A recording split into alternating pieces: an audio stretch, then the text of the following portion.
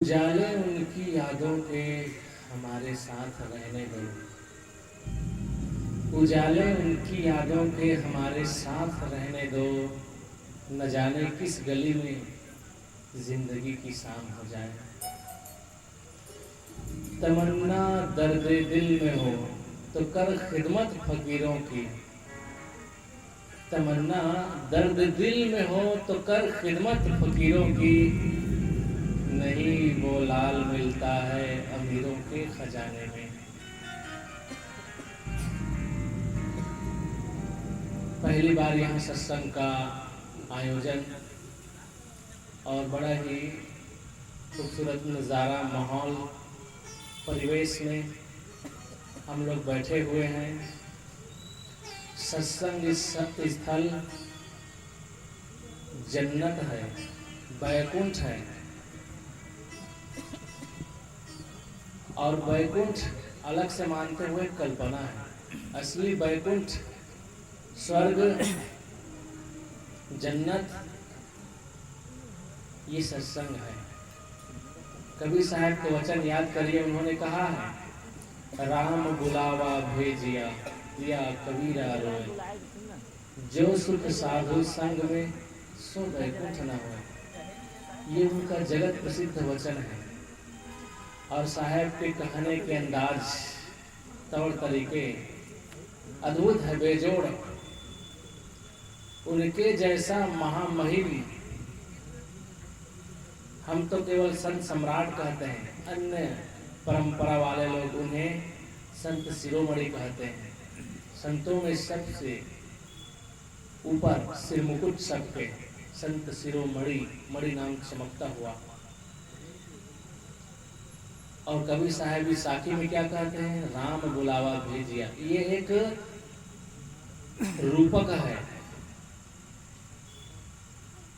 बातों को समझाने के लिए शब्दों को रूपकों में, पहेलियों में, बुझौल में,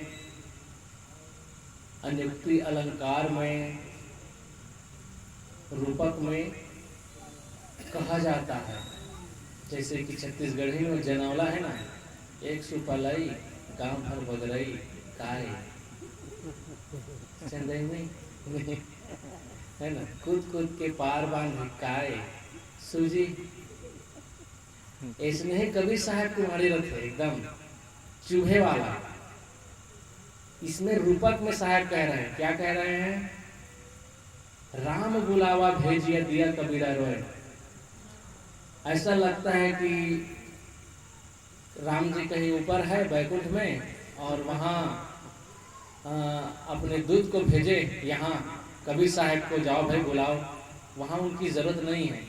कलयुग में धरती में इतने ऊंचे महापुरुष, इसने दिग्गज और बिल्कुल सूर्य की तरह सबको ज्ञान से प्रकाशित करने वाले, इस मृत्यु लोक में जहाँ रात दिन लड़ाई झगड़ा, हाय हत्या, मार काट, खून खराबा, राग द्वेष, निंदा चारी चुगली, इतने पाप हो रहे हैं, कुकर्म हो रहे हैं, कहाँ वहाँ जगह है उनकी। यहाँ लाओ, उनकी जरूरत तो बैकुंठ में है। ये रूपक है। कोई राम ऊपर में नहीं है बैकुंठ वैकुंठ में। राम कहाँ है, घट घट में। सब घट मेरे साइया सुनी सेज न कोय, बलिहारी वा घट की जागट पर घट है। कस्तूरी कुंडल बसे मृग ढूंढे वन माए। तैसे घट घट राम है दुनिया जानत ना है। तो राम ने मानो ये रूपक है।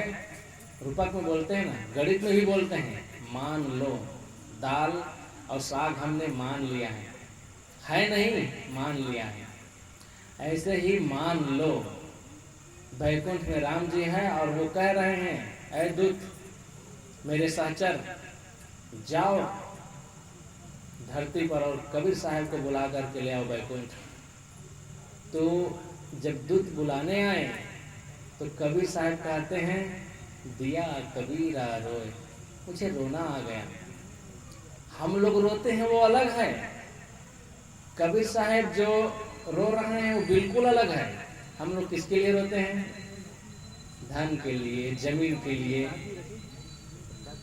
खाने पीने के लिए, पहनने ओढ़ने के लिए, एक दूसरे को बढ़ते हुए देखकर न सह पाने के लिए, इन्हीं सब के लिए लड़ते झगड़ते हैं, रोते हैं, बिलखते हैं। परिवार के लिए रोते हैं, पति के लिए, पत्नी के लिए, पुत्र पुत्री के लिए, सास बहू के लिए, भाई भाई के लिए,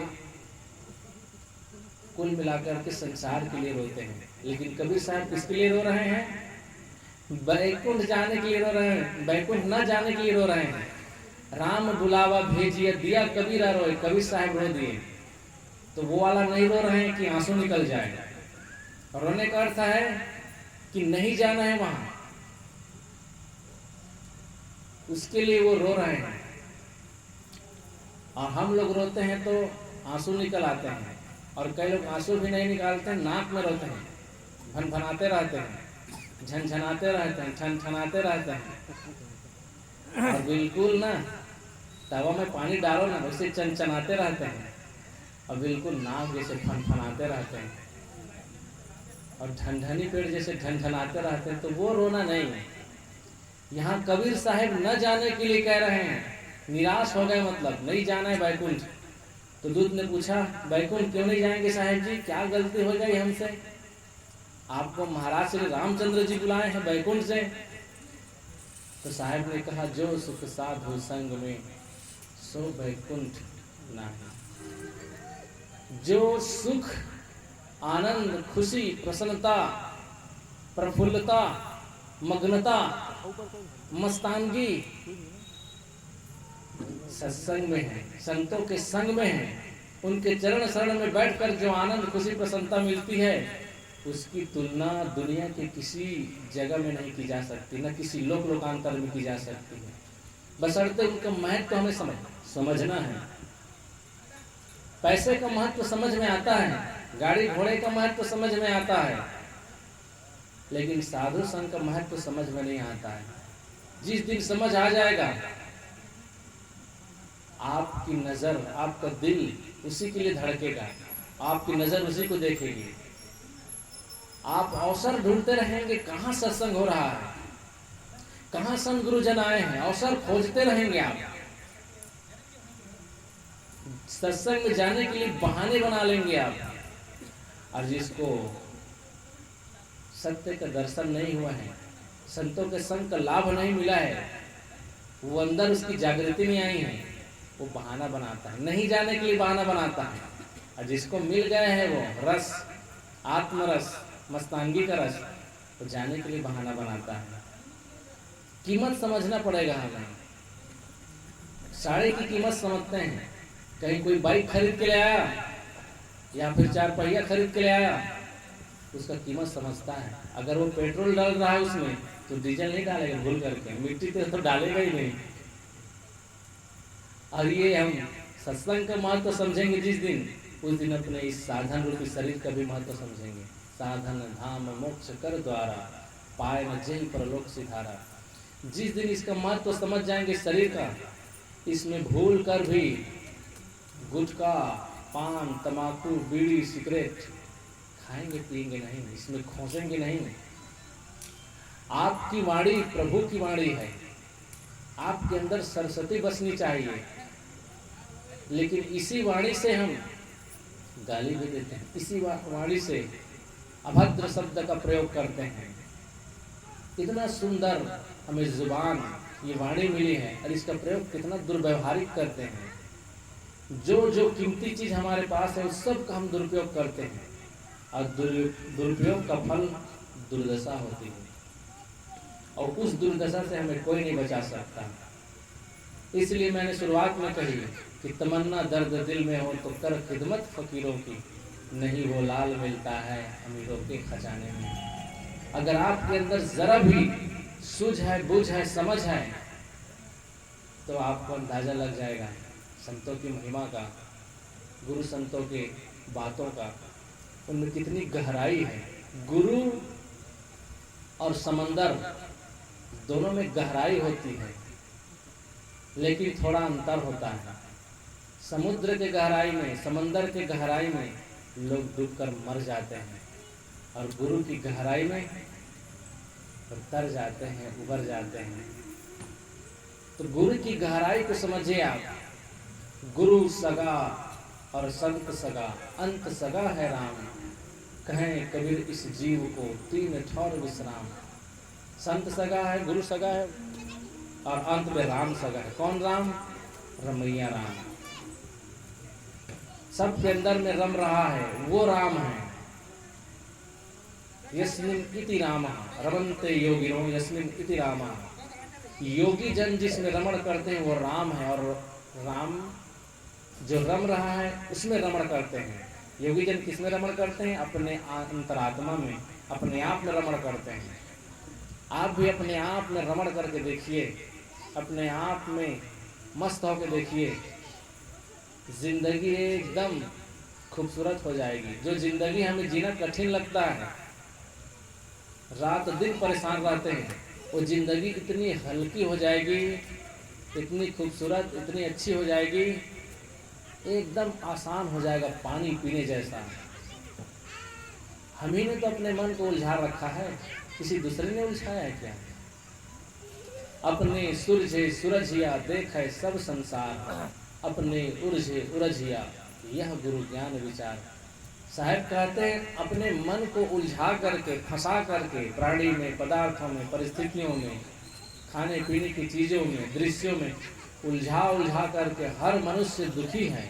अपने उलझे उलझिया देखा सब संसार। संसार में देखो सभी लोग उलझे हैं, परेशान हैं, और वो चाहते हैं कि कोई अलग से सत्ता है, भगवान भगवती है, वो सुख दे देगा, आपके दामन में, आपके झोली में सुख डाल देगा। तो भ्रम में मत रहिए। दुख आपने बनाया है, पीड़ा आपने तैयार किया है, उलझनों को आपने क्रिएट किया है, रचा है, और उसको आपको ही समाप्त करना है। सब कुछ आपके अंदर से आता है। यही मन तो है जो कभी गदगद हो जाता है, और यही मन कभी रुला देता है। और इतना ही नहीं, जब आदमी अपराध करते हैं तो यही मन उसको दबा डालता है, दबाता है, अंदर ही अंदर रेतता है, चुभता है कांटे की तरह, और कहता है तुमने अपराध कर लिया, तुम्हें जिंदा रहना नहीं चाहिए, तुम मर जाओ, यही मन कहता है। और जब यही मन सत्संग में आता है, सत्कर्म करता है, तो यह मन गदगद रहता है, पुलकित रहता है। वही मन हमें गुदगुदाता है। और ये मन जब खराब हो जाता है तो मन फिर बहुत बड़ा शैतान बन जाता है, और कहता है कि तुम इस संसार में जीने लायक नहीं हो, मर जाओ। तो आदमी फांसी लगा लेता है, ट्रेन के नीचे आ जाता है, ये जहर खा लेता है। ये सब मन का करामात है। कबहू मन रंग तुरंग चढ़े, कबहू मन सोचत है बन का। कभी तो ये मन तुरंग यानी घोड़े पर चढ़ के इसकी सवारी करना चाहता है। कबहू मन रंग तुरंग चढ़े, और कबहू मन सोचत है बन का। कभी तो यह मन घर परिवार रिश्ते नाते जगह जमीन सबको छोड़ करके जंगल में चला जाना चाहता है, और बढ़िया से आसन जमा करके ध्यान करना चाहता है, अपने आप में मस्त होना चाहता है।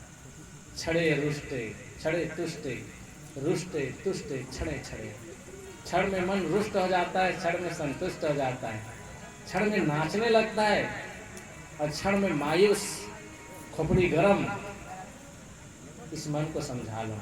कबीर मन तो एक है, भावै तहाँ लगाओ, भावै गुरु की भक्ति करो, भावै विषय कमाओ। एक मन है हमारे पास।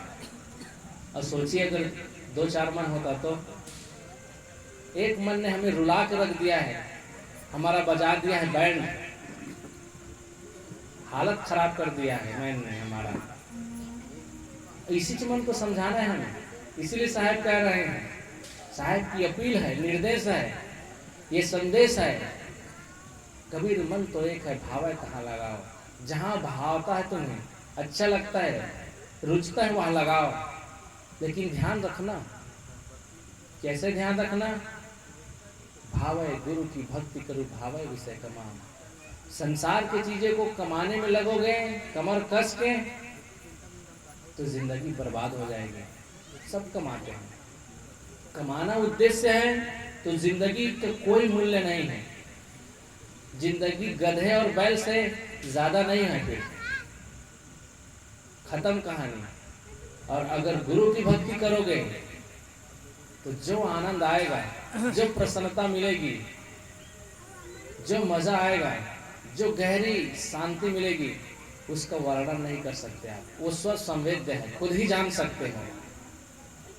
जिसको दर्द होता है वही जानता है ना, और जिसको खुशी मिलती है वही जानता है अंदर की खुशी, उसको बता नहीं सकते। कहें कबीर गूंगे गुर खाया, पूछे सो क्या कहिया, दाएं बाएं तजु विकारा, निज कह हरि पद गहिया। कहें कबीर गूंगे गुर खाया, पूछे सो क्या कहिया। जिन्होंने दाएं बाएं ऊपर नीचे आगे पीछे सब तरफ से विकारों को छोड़ दिया है, मन को निर्मल बना लिया, पवित्र बना लिया, शुद्ध कर लिया, साहब कहते हैं अपने हरि में, अपने आप में मस्त हो गए। निज के हरि पद गहिया, हरि बाहर नहीं है, निज स्वयं आत्मा ही आपकी हरि है। और बाहर हरि कोई है तो वो संत सदगुरु है, जो हमारे दुख को हर ले, वो हरि। और हरि का और बहुत सारा अर्थ है। आप व्याकरण में पढ़े होंगे, पढ़ाई जीवन में, हरि ने देखा हरि को, हरि गया हरि के पास, हरि ने कूदा हरि पर, हरि हो गया निराश। हरि ने देखा हरि को, सांप ने देखा मेढक को, सांप गया मेढक के पास, हरि ने कूदा हरि पर, मेढक कूद गया पानी में, जल में, सांप हो गया निराश, हरि हो गया निराश। तो यहाँ मेढक, सर्प और जल सब हरि है। हरि के शब्दकोश में 36 अर्थ है, पर्यायवाची बहुत सारे अर्थ हैं। हरि के गर्जन सुन हरि बोलेला, हरि की बोल सुन हरि चलेला, बीच में हरि का हरि मिलेला, हरि के प्रताप से हरि बचेला। ये थोड़ा भोजपुरी लटका में है, अली गईली। हरि के गर्जन सुन हरि चलेला, बादल के गर्जना सुन करके, आवाज सुन करके हरि बोलता है। कौन? मेढक टर टर बोलता है ना। और बरसात के दिन में कितना खतरनाक आवाज आती है, देखें, बहुत ज्यादा आवाज, और एकदम गुब्बारा जैसे फूल जाता है उसका गला, टर से करता है ना। तो हरि के गर्जन सुन हरि बोलेला, हरि के बोल सुन हरि चलेला। मेढक के बोल सुन करके सांप उसको खाने के लिए चला, बीच में हरि के हरि मिलेला, बीच में उसको मिल गया मोर, मोर यानी मयूर। हाँ, तो जब मिल गया मोर तो बता तो मजल तोड़ कैसे।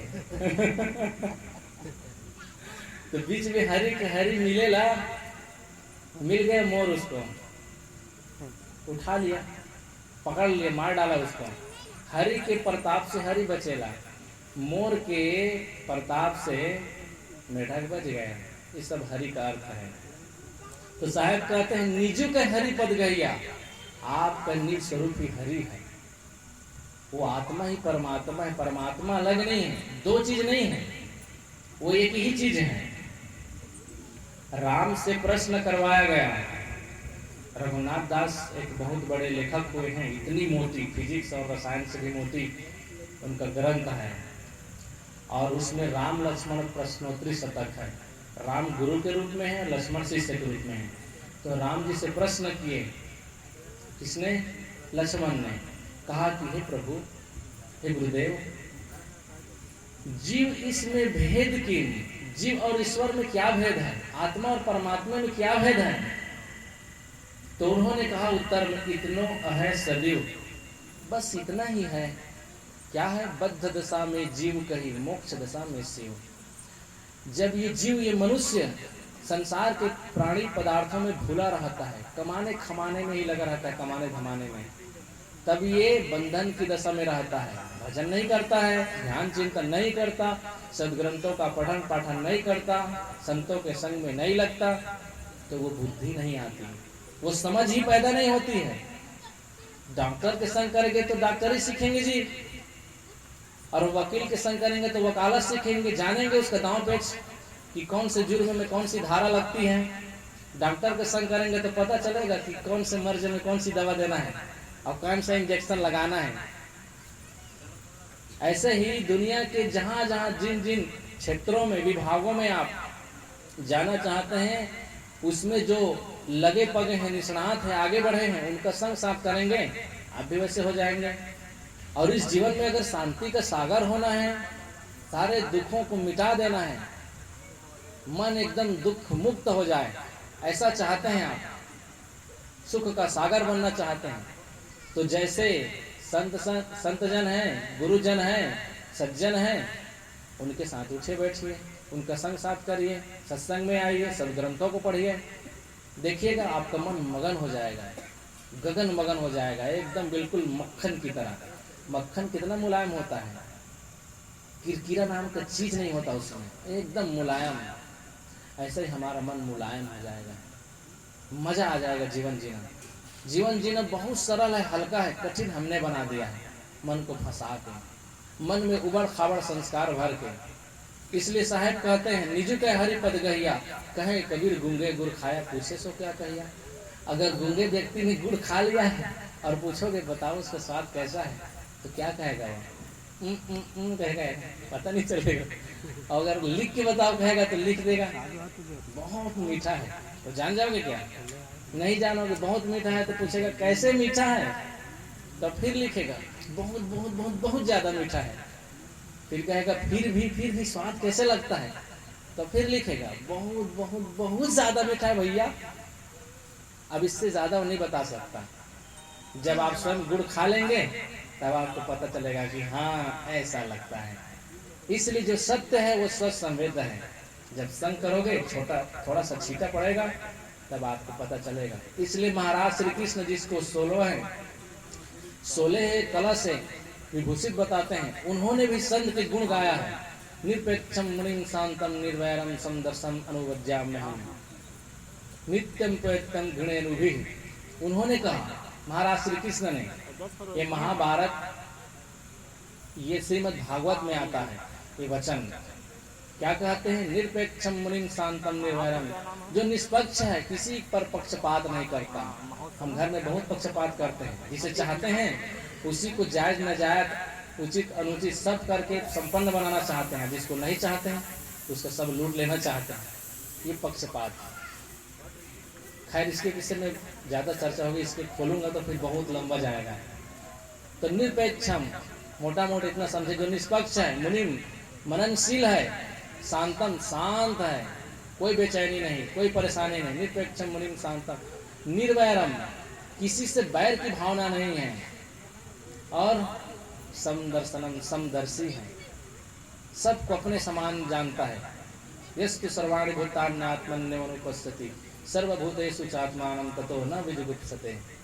जो अपने को सब में देखते हैं और सबको अपने में देखता है, ततो न विजुगुप्सते, वो किसी से घृणा नहीं कर सकता, वो किसी को ठग नहीं सकता, धोखा नहीं दे सकता, छल नहीं सकता, क्योंकि जो वो है वही मैं हूं, और जो मैं हूं वो है।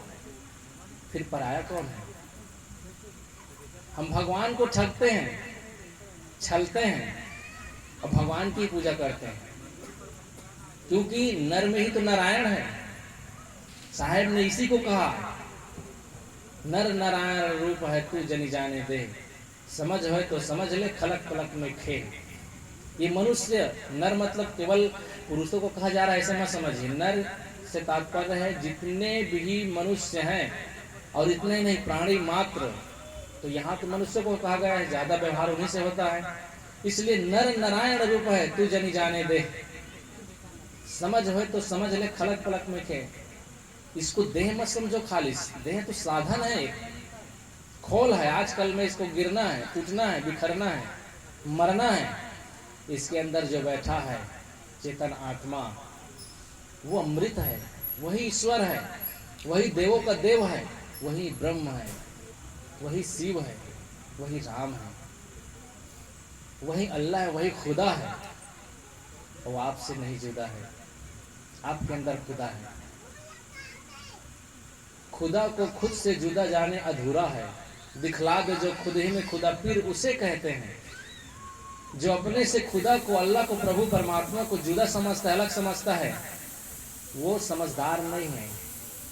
दिखला दे जो खुद ही में खुदा, जो खुद में खुदा दिखला दे। पीर नाम गुरु, गुरु उसी को कहते हैं, और गुरु यही बताते हैं, तेरा साईं तुझ में जाग सके तो जाग। तेरा साईं, तेरा परमात्मा, तेरा ब्रह्म, अल्लाह खुदा तेरे में ही है, उसको जगा ले। जगाने का अर्थ है कि होश में जीना, सावधान होकर जीना, अलर्ट, वान कर लो अपने को, एकदम जागरूक, पहरेदारी करते रहो जीवन भर अपने मन की।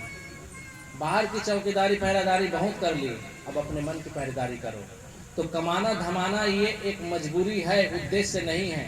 भूख लगती है इसलिए खाते हैं, और खाते हैं इसलिए कमाते हैं। तो कमाना भी मजबूरी और खाना भी मजबूरी। उद्देश्य क्या है, लक्ष्य क्या है जीवन का?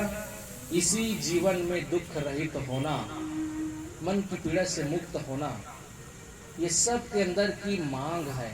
चींटी से लेकर हस्ती तक कोई दुख नहीं चाहता है। चींटी चल रही हो, आप सामने उंगली रख दीजिए, वो भांप लेती है, आगे खतरा है, आगे खतरा है, लगता है पोथी या पतरा है या किसी के हाथ का छतरा है, आगे तो खतरा है। जाना ठीक नहीं, वो पीछे मुड़ जाएगी या बगल से चली जाएगी, सामने से नहीं जाएगी।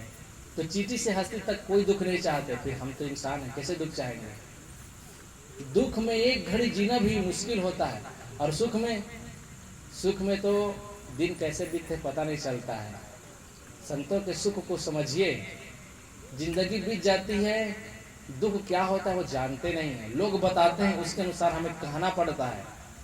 वो अपने राम में, अपने प्रभु में मस्त रहते हैं। तो तब टाइम, हाँ दिया जल गया है ना, और सबकी आरती निकल गए। बोलिए सदगुरु कबीर साहेब की जय।